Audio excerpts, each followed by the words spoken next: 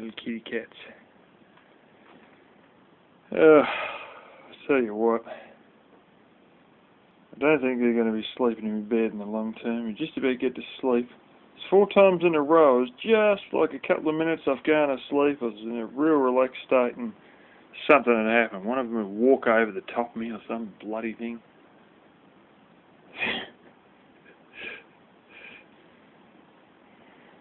Thing is, you know, one day I'm going to have to start going to work, and these little critters can sleep all day in the blooming sun like this, but somebody is going to have to go to work the next day. They've got to have a good snooze of the night. Isn't that right, Black Kitty? Eh?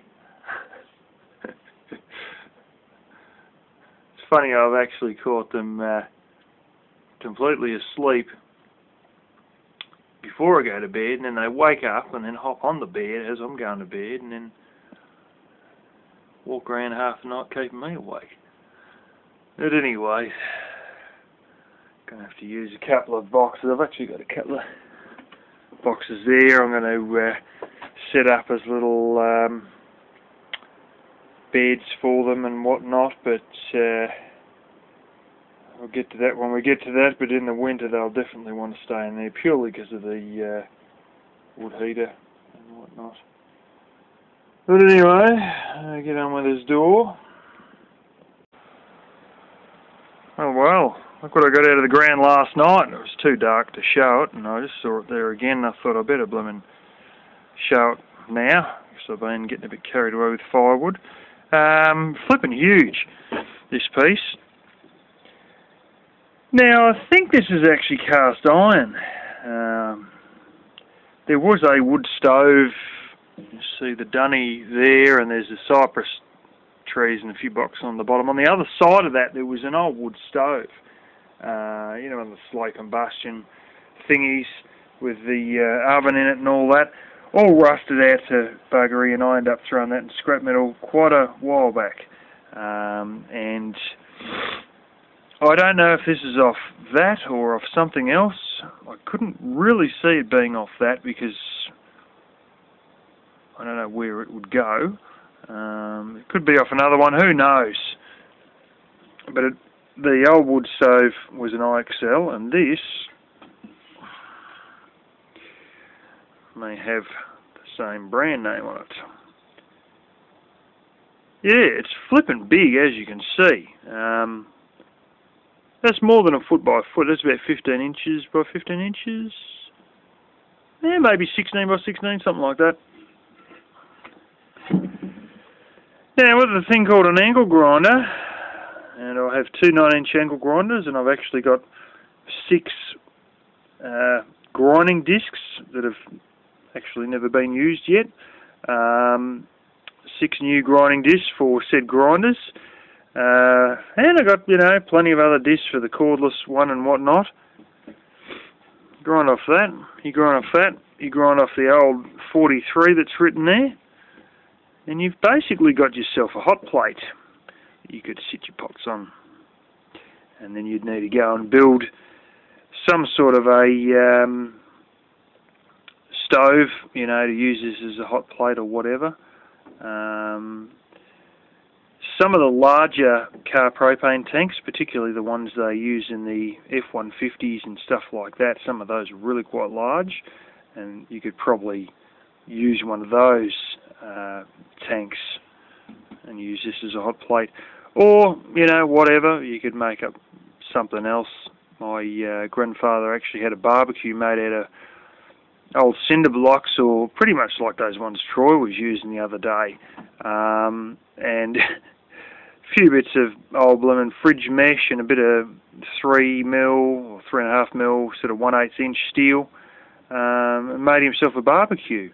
I've actually still got the hood to that barbecue outside covering a bit of stuff. But just a bit of food for thought. I mean, if this is cast iron, you're not going to have any troubles with heat, and I'm pretty certain it is cast iron.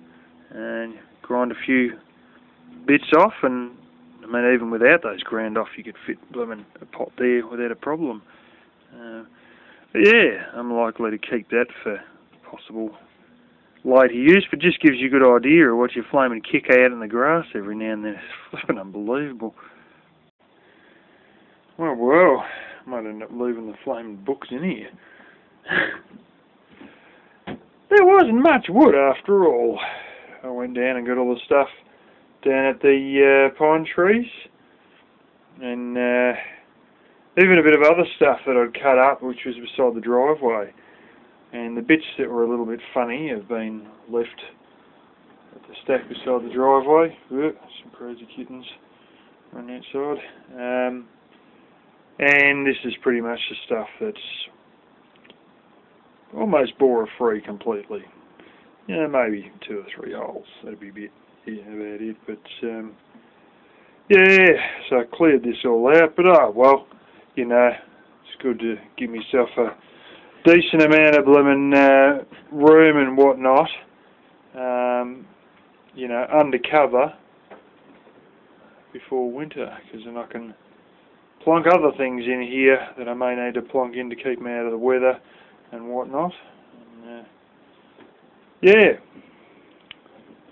There's another one here. Aussies don't often see this. Cardboard box from the States. Dimensions in inches. And you have often the company that's made the box. Edge crush test. Gross weight limit. Size limit, I don't know exactly what that means. It tells you it's single wall. Box meets all construction requirements of applicable freight classification. We don't have any of this sort of business when we make boxes in Australia, but in the States, they do. The box has got to be, you know, certified strong enough, basically, which I just thought I'd show to the Aussie viewers who haven't seen this, seeing that I know about all this sort of stuff, because we used to see this sort of stuff in the stores department at Air Radiators, and of course, having built a cardboard house, I obviously found out about the existence of all these sort of standards that exist in the US, but not in Australia. I've got a hankering for a pot of tea. I'll have to brew one. Alrighty. Well, I was down last night. Went for a bit of a wander to get something. There was actually a post that I missed, a wooden one. And then I sort of kept wandering and dug out weeds and kept one. Next thing I knew, I was at the other side of the property, cleaning up a bit more dead stuff. So where we pulled out the big heap of box thorns on the fence there were all the rabbit holes. A lot of other dead things along the fence there, so I've been cleaning all that up, and I've got to go and finish a bit of that off. I went and collected a number of posts this morning before breakfast, so we've got to get the stupid hat and sunglasses off and continue on with a bit more down there. Don't know if you can hear them. It's kestrels or something playing around. I think they've got a nest in the tree there. There's one that's gone. There's another one that was just behind me on the... Oh, there he is on the power lines. I don't know if that's too bright for the camera or what. I can't see much myself. Yeah, you can see him there, the other knob there on the power lines. What's his name again? Nankeen kestrel. It's one of those on the road that I got a video of.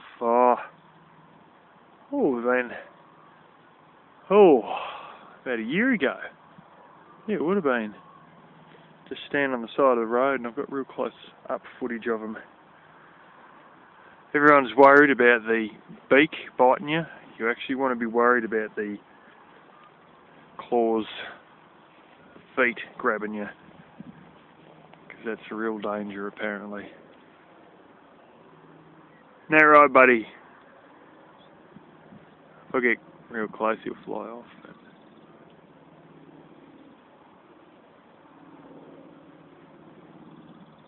There you go.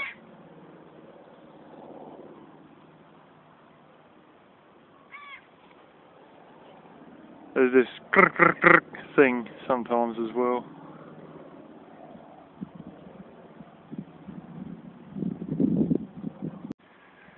Okay, this sod is obviously stuck in the fence.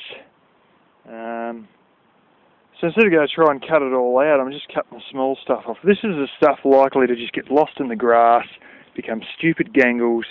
This is not a box thorn, by the way. This is one of these other blooming funny things we get with little purple berries. It's not an Oregon grape, it's something different. But yeah, I'm just cutting out all the smaller bits because they're all burnable rubbish that I don't really feel like getting stuck in the grass, and if you leave the larger bits behind, well, you haven't had to untangle it from the fence, and they're not going to be hard to find, and at a later date, I might come back and steal it for firewood. But not that I'm really short of firewood or in need of any more firewood. We're actually going to put this fence, a bloody joke.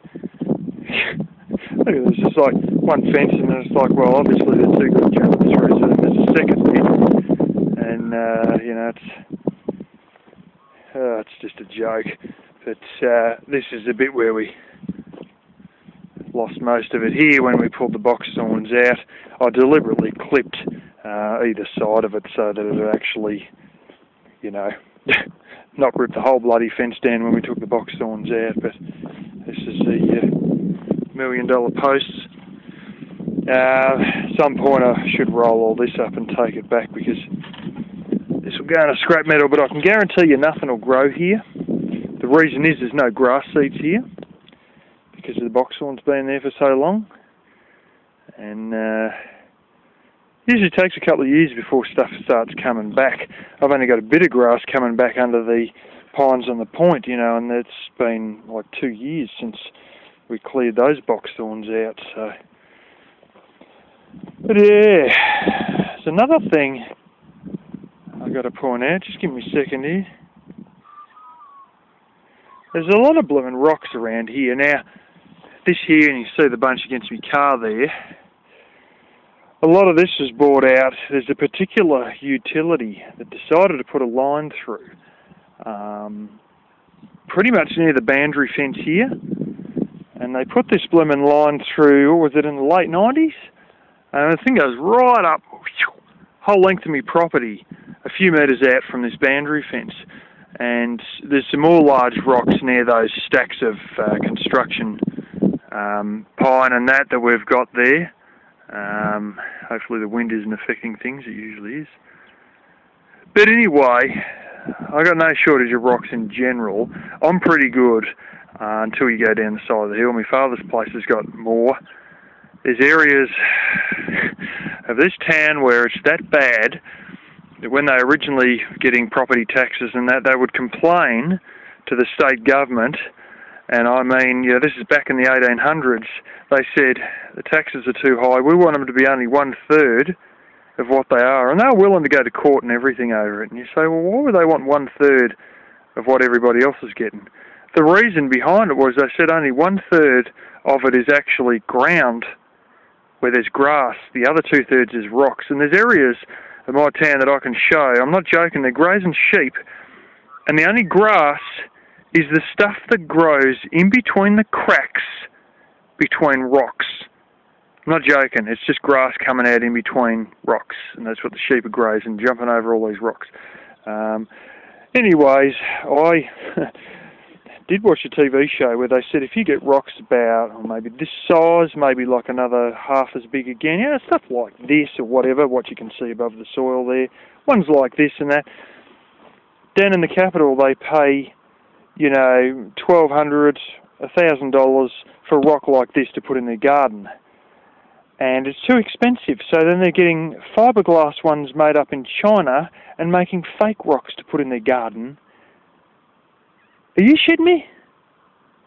Maybe I should be on board with this. Maybe I should be lifting these on the back with a blooming little, like, we've actually got 2 cranes.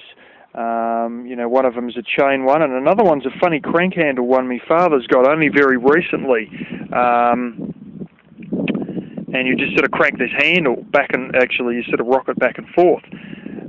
maybe I should be using those cranes, or even like, you know, the basic 1 ton engine crane or half a ton engine crane, like the one Troy got to get his forklift batteries off the back of his truck, and, you know, lift these on the back of a trailer, go down the Capital and sell them for $1,000 each. I could make a bloody living out of that. But anyway, at some point, I've bought crushed rock to put in my driveway, and buying crushed rock, to me, is like buying firewood when you live in a forest. It just does not even make sense. So at some point, you know, I've been looking, but I can't find any PTO, which is your tractor shaft, power takeoff, powered rock crushers. And it may come down to a point where I actually go and buy plate steel, weld it together, and make a bloody rock crusher of some kind. Or a bunch of blooming old sledgehammers or something, who knows. But one day I want to get myself a rock crusher. Probably won't be big enough to do things like this, but I've got enough smaller rocks, you know, stuff like this, and I would love to be able to crush them up to a reasonable consistency and run them through mesh sieves to grade them out, to, you know, be able to get a bit of crushed rock from my own place and use that on my driveway instead of buying in something that I realistically have already got an enormous amount of raw resources for and can drive a few miles up the road and get an absolute endless supply of.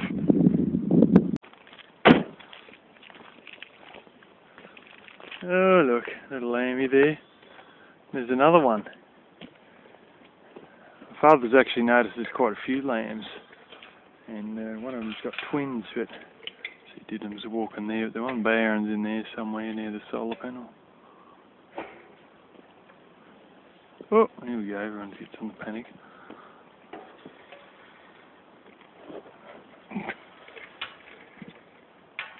That'd be a good reaction.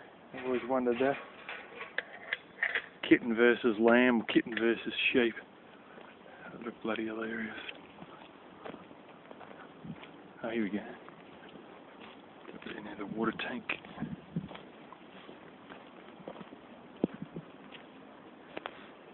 Don't alarm anybody here.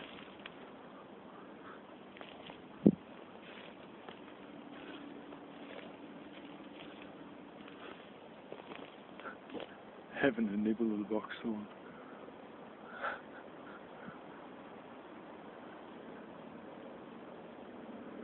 There we go.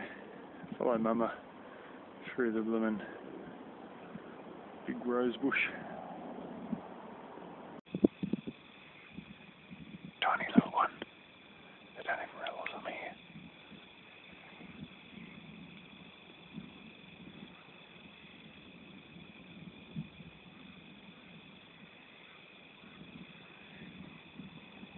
It's only about a week old, if that.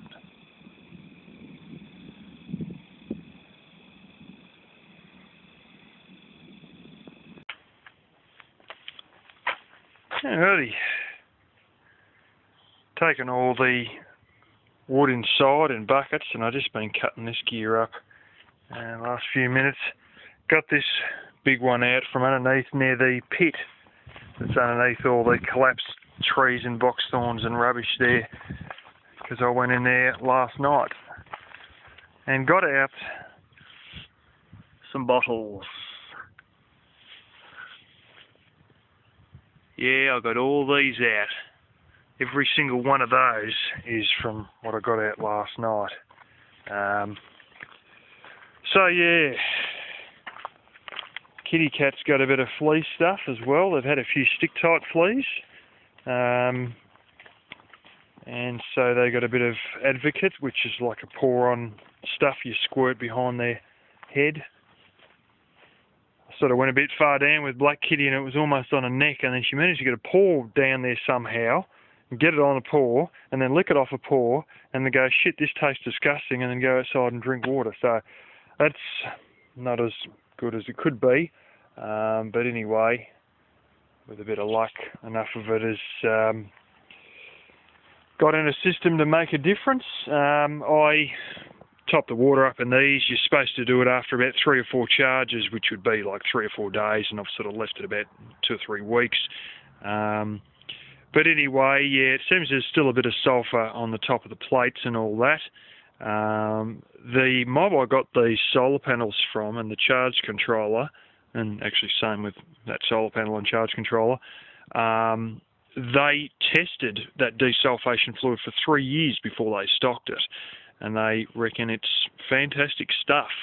So it's probably done a lot of work, but you know, whether it's got everything is debatable, because I can see a bit of stuff. It's not sort of like black mark or anything like that, although there's a little bit of black mark floating on the surface of the electrolyte. There's a bit of, you know, looks like white sulphur crystals on top of the plates, but yeah, you know, I probably should have topped them up with water at the 6-month point, not the blimmin' 9-month or a year point. Or I sort of lost track of when I'd last topped it up with water, and then when I'd think about it, I'd say, oh, I'll put it off till later, sort of thing. They take such a small amount of water, it probably doesn't need any yet, and then I've left it a bit too late. But anyway, I'm letting that charge for the day with what piss weak amount of sun we do have. I might actually go and try and wipe a bit of dust off those with a wet cloth in a minute, just to give it a bit of a chance to charge those batteries up, because I might need to use them tonight. Sort of funny, when I was near the pit taking all those bottles out, the cats got in one of the collapsed trees and they're climbing right up in this collapsed tree, and I'm looking up above me and they're trying to weave me way through all these blooming branches and stuff, and they're right up in this tree. I'm thinking, don't fall down. They're funny little kitty cats. They're got sick of this business of both of them playing on the bed, blooming keeping me awake all night. They've got there's a chair I've got with a whole heap of blooming light fittings and bits and pieces in a box on this chair, and there's a teddy bear in there. And it's a pretty sort of tall box, and they actually get in there and sleep against the teddy bear, and sometimes both of them do it, but I've sort of got them into a bit of a routine now where one of them will sleep on my bed and the other one will sleep in the box of the teddy bear. And yeah, that sort of goes all right. If you do it correctly, if you let one in and let the other one of them sleep in the box, and then you let the other one into your room, if it's still, whatever one's still wandering around, then it sort of goes all right, and they won't get, you know, one won't fret for the other and start meowing and meowing until you let them in the bear's room. But often enough, I keep waking up reasonably early, because it gets, at times it's warm enough when you go to bed. Like, it's, you know, it's not great, but it's good enough. Once you get under the sheets, you're nice and warm, sort of thing. And then you get to that early hour of the morning, and it gets about 4:30 in the morning, and I'm busting for a piss. So you go and do that, and then you come back in and you realise how flaming cold it is, and you're like, stuff this. So I'll go and light the wood heater up and just run it for, you know, a couple of hours or whatever. And at that point, that usually wakes the kittens up, and then they go out and they actually start playing outside, and I just go back to bed, and they keep playing in the early hours of dawn and all that, running around outside trying to spook each other in the half dark, as they tend to do. It's funny, but yeah. So anyway, I've got to go to a little thing in about an hour, half an hour, little Easter thing. So I'm just trying to cut a bit of wood before we get around to that, and I suppose I'd better continue on.